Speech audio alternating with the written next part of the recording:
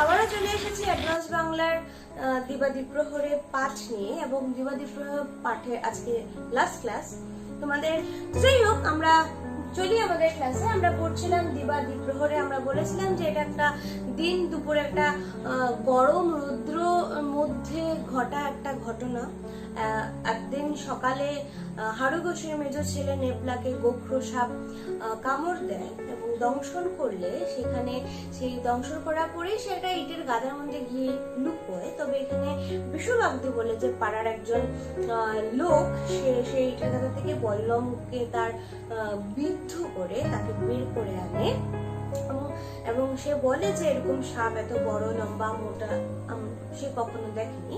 এবং সেই সঙ্গে আমরা দেখি আগন্তুকের পরিচয়। আমরা আগন্তুককে দেখি যে নিজের মতো করে ছাতু খাচ্ছিল এবং তার দেহের আকার বিবরণ এবং তার পোশাক আশাক এতই ভয়ঙ্কর ছিল যে সেটা দৃষ্টিকটু। আমি দেখলাম যে সে ডাক্তার এসে নেপলাকে কিছু বাঁধন দিয়ে কিছু ওষুধপত্র দিয়ে তাকে রেখে গিয়েছিল। সেখানে সে বলেছিল যে ডাক্তারিতে কিছু হবে না, সে মন্ত্র ঝাড়বে আর সে এমনিতে উঠে আসবে। তো আমরা শেষ করেছিলাম যে সে বললো যে কোথায় দেখি গোখরো সাপটা এবং নেপলাকে ওঠে কেন। তারপরে কি হয় চলো আমরা দেখি। আমরা তৃতীয় পর্বে চলে যাচ্ছি। দেখিতে দেখিতে জনতা সাপ ছাড়িয়ে আগন্তুককে লইয়া পড়িল। আমি বলেছিলাম যে আমাদের পৃথিবীতে সব থেকে বড় যেটা মানুষের মধ্যে রক্তের মধ্যে মিশে আছে সেটা অন্ধবিশ্বাস এবং কুসংস্কার। যে বললো যে মন্ত্র পড়ার সাথে সাথে নেপলা জেগে উঠবে, ঠিক হয়ে যাবে, ততক্ষণে সেই সাপ ছেড়ে যত ধরনের জনতা ছিল, যত ধরনের জনসাধারণ ছিল, তারা সবাই সে আগন্তুকের দিকে দেখতে লাগলো। আগন্তুক কি করছে, কিভাবে সে নেপলাকে সুস্থ করে তুলবে সেটা দেখতে চলে গেল। দ্রুত বেগে রটিয়া গেল একজন মস্ত গুণী ওঝা আসিয়াছেন। দ্রুত বেগে খুব স্পিডে এইভাবে রিউমার ছড়ায়, ঠিক আছে, খুব স্পিডে খুব তাড়াতাড়ি ছড়িয়ে গেল সবার মধ্যে, সব জনসাধারণের মধ্যে যে একজন অনেক বড় গুণী ওঝা এসেছেন। হাড়ুঘোষকে খবর দিতে লোক ছুটিল এবং খবর পাইবা মাত্র তিনি সর্বাহত পুত্রটিকে লইয়া ব্যস্তভাবে ঘটনাস্থলে আসিয়া পৌঁছলেন। এবং হাড়ুঘোষ যখন শুনলেন যে এরকম একজন ওঝা এসেছেন, তখন সর্বা মানে জাস্ট একটু সকালবেলা যে ছেলেটাকে কামড়েছে যে সাপ, সেই দেহকে নিয়ে, সেই পুত্রকে নিয়ে এসে ব্যস্তভাবে যেখানে আগন্তুক আছে বা সাপটা আছে তাকে সেখানে নিয়ে গেল। বিশাল জনতার ঊর্ধ্বশ্বাসে আগন্তুকের কার্যকলাপ দেখিতে লাগিল। বড় অনেকটা মানুষ জড়ো হয়ে গেছে এবং সবাই ঊর্ধ্বশ্বাসে, মানে এখন কি হয় কি না হয়, এইভাবে এখন কি হলো রে, এখন কি করবে রে বলে আগন্তুক যা যা করছিল সবাই মিলে কি করছিল, তাকাচ্ছিল, দেখছিল কি করে সে, কি না করে। আগন্তুক বলিল, পায়ের বাঁধন খুলে দাও। হাড়ুঘোষ তার ছেলেকে নিয়ে আসে এবং সে বলে কি যে পায়ে যে বাঁধন ডাক্তার দিয়ে গেছিল, বলেছে সেই বাঁধনকে খুলে ফেলো। তৎক্ষণাৎ পায়ের বাঁধন খুলিয়ে দেওয়া হলো। ঠিক সেই মুহূর্তে পায়ের যে বাঁধন আছে সেটাকে খুলে দেওয়া হলো। এবার সাপটাকে ছেড়ে দাও বলছে, এবার সাপটাকে ছেড়ে দাও। বিশ্ববাগদি বলিল, ছেড়ে দিলে ফের যদি ছুটে গিয়ে কামড়ায় কাউকে। বিশ্ববাগদি বলছিল সে সচেতন একজন নাগরিক, সেই জন্য বলছিল ছেড়ে দিলে তো আরেকজন কাউকে কামড়াবে। আচ্ছা আমি ধরছি, খুলে নাও তুমি, বললো কামড়াবে, চালাকি নাকি, সে কি করছে, বলছে কামড়াবে, আচ্ছা ঠিক আছে দাও, আমি খুলে নিচ্ছি, আমি ধরছি, তুমি জাস্ট বলনটা তুলে নাও, কামড়াবে, চালাকি হচ্ছে। নির্ভয়ে আগায়া গিয়া আগন্তুক সাপটাকে ধরিল। কোনো ভয় ছাড়াই এগিয়ে গিয়ে আগন্তুক যে অপরিচিত ব্যক্তি সে সাপটাকে ধরল। ধরিবা মাত্র সাপটি সগর্জনে তাহার ডান হাতে একটা ছোবল বসাইয়া দিল। যে ধরলো সাপটাকে সে এতক্ষণ ধরে কষ্ট পাচ্ছিল বল্লম বিদ্ধ হওয়ার জন্য, ফলত সে গর্জনের সহিত তার আগন্তুকের ডান হাতে একটা কামড় দিল। ইহাতে বিন্দু মাত্র বিচলিত না হইয়া আগন্তুক বাম হাতে সাপটাকে ধরিয়া গর্জন করিয়া উঠিলেন। খুলে নাও বললাম, হচ্ছে তাকে যে হাতে যে দংশন করলো তাতে সে একটুকু ঘাবড়ালো না, বিচলিত হলো না, না হয়ে সে বাম হাতে এবার সাপটাকে ধরলো, ধরে বললো খুলে নাও বললাম না। একটু ইতস্তত করিয়া বিশ্ববাগদি অবশেষে বলনটা খুলিয়ে নিল। একটু ভাবছে খুলবো কি খুলবো না ভাবতে আবার ভাবছে ঠিক আছে, ও খুলে নিল।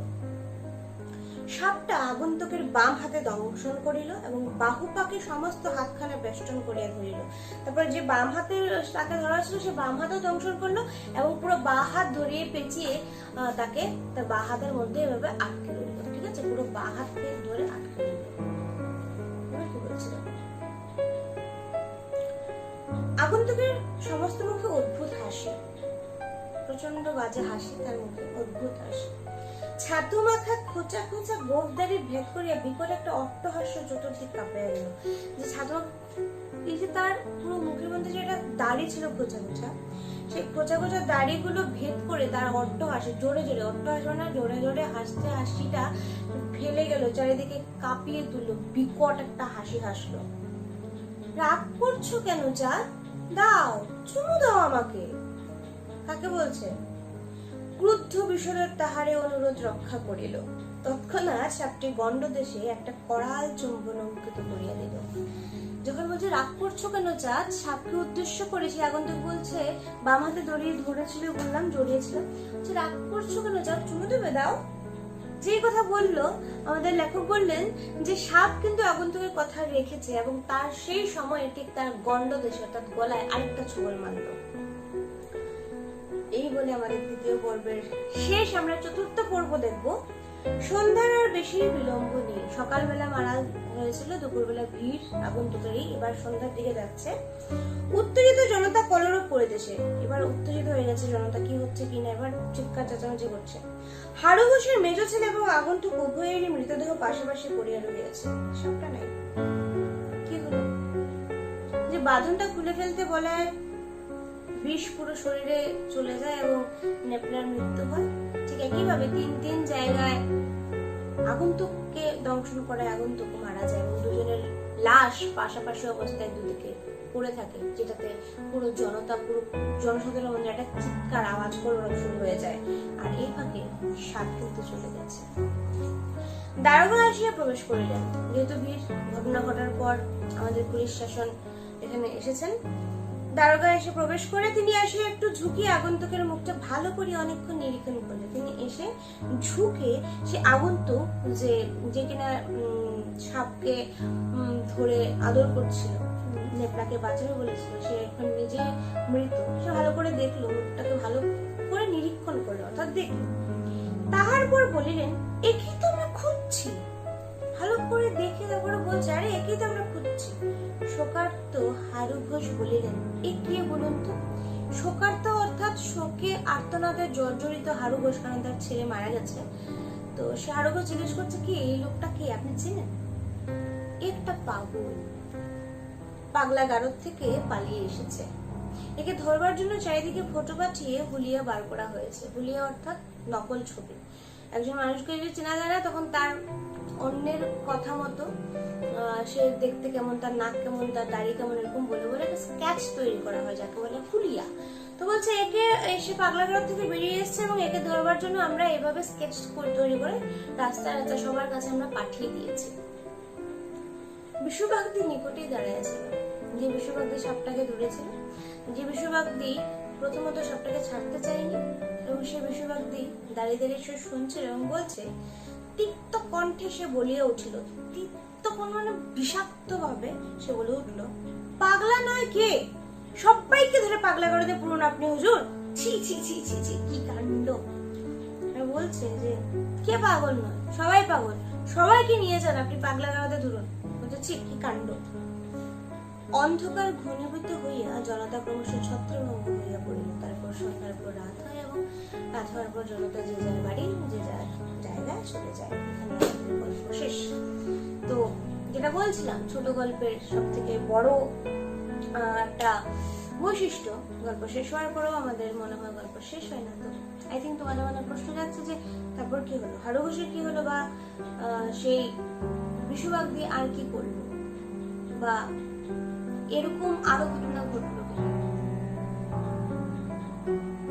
আসলে বিশ্ববাগদের এই যে কথা, সবাই পাগল, সবাই পাগল, কে পাগল নয়? আসলে আমরা সবাই পাগল। আসলে আমাদের মস্তিষ্কে কি হয়েছে, রোগ হয়েছে।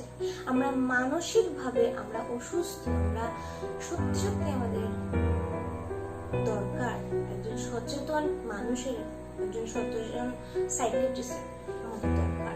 কেন? কারণ জানি না চিনি না একটা মানুষ এসে যেই বললো মন্তর করবো, ততক্ষণে সে ডাক্তারিকে বিট্রে করে, সে ডাক্তারির শিক্ষাকে পাত্তা না দিয়ে এক কথায় উড়িয়ে দিয়ে সে একটা অজানা ছেলের কথায়, লোকের কথায়, সে হাড়ুগোস থেকে শুরু করে সেই জায়গায় থাকা প্রত্যেকটা জনসাধারণ ওই আগন্তুকের কথায় বিশ্বাস করে, এবং সেই আগন্তুক কি করবে, একটা পাগল ছিল, সে সত্যিকার অর্থে মানসিক রোগী ছিল, ফলত সে সেটা করেছে। আর বাকিরা দাঁড়িয়ে দাঁড়িয়ে তামাশা যারা দেখছে তারা হাড়ুগোস। এরা কারা? এরা আসলে আমরা সবাই, আমরা তাই করি। সকাল থেকে সন্ধ্যা পর্যন্ত যে ঘটনাটা ঘটলো, এই ঘটনার মধ্যে দিয়ে কি বলতে চেয়েছেন আমাদের লেখক, যে অন্ধবিশ্বাস কুসংস্কার না বিজ্ঞান, বিজ্ঞানের সৃষ্টির ফলে অন্ধবিশ্বাস কুসংস্কার খানিকটা গেলেও পুরোপুরি মানুষের মন থেকে এখন পর্যন্ত যায়নি। ফলত ডাক্তারিকে ঠেঙা দেখিয়ে অন্ধবিশ্বাসকে সে জড়াতে গেছে, এবং সেই অন্ধবিশ্বাস ও কুসংস্কারের ফলে আজকে নেপলা তো মারা গেছে, সাথে সেই আগন্তুক। এইভাবে প্রতিনিয়ত কত হাজার হাজার মানুষ অন্ধবিশ্বাস এবং কুসংস্কারের বশবর্তী হয়ে নিজেদের জীবন নষ্ট করে ফেলছে। কেউ মার্ডার করে নিচ্ছে। প্রচুর ঘটনা দেখা যায় যে যার সন্তান নেই, সন্তান পাওয়ার লোভে সে বলে পূজা দেবে, এবং সে পূজার দেখাতে গিয়ে নানান ভাবে তাকে কি বলবো মর্মাহত করে, তার থেকে নানান সোনা গয়না এগুলো নিয়ে এবং তাকে মার্ডার করে। অন্ধবিশ্বাস এবং কুসংস্কার তাছাড়া আর আমাদের কিছু দেয় না।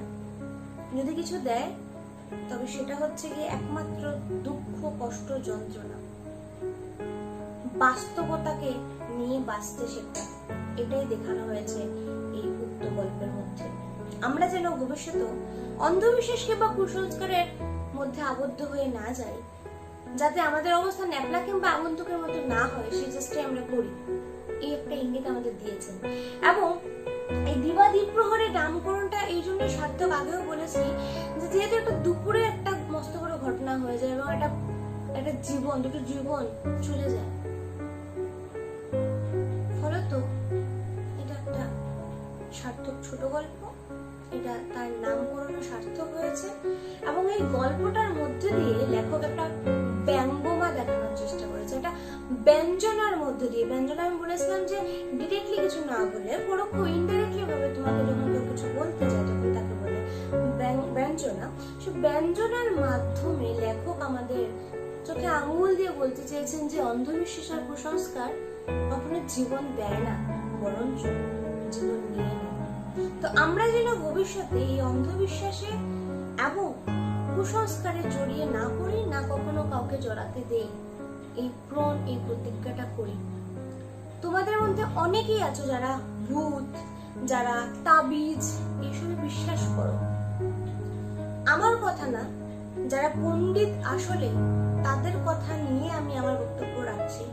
এই তাবিজ, কবচ, জলপোড়া, হেনপোড়া, ভূত, প্রেত সব আমাদের বানানো। তো যেহেতু আমরা বানিয়েছি, তো আমরা এটাকে শেষ করতে পারবো, যাতে আমরা একটা সুস্থ বাস্তব জীবন গড়তে পারি, তারই চেষ্টা করেছেন লেখক। এবং এই পাঠ অনুশীলনের মাধ্যমে আমিও তাই চেষ্টা করছি। আগামী দিনে যেন তোমরাও সেই অন্ধবিশ্বাস থেকে নিজেদেরকে বাইরে বের করে আনতে পারো, সেই আশা রেখেই আজকের ক্লাস এবং এই চ্যাপ্টারটাকে শেষ করছি। দেখা হবে অন্য কিছু নিয়ে। তার জন্য এতটুকু, ভালো থেকো।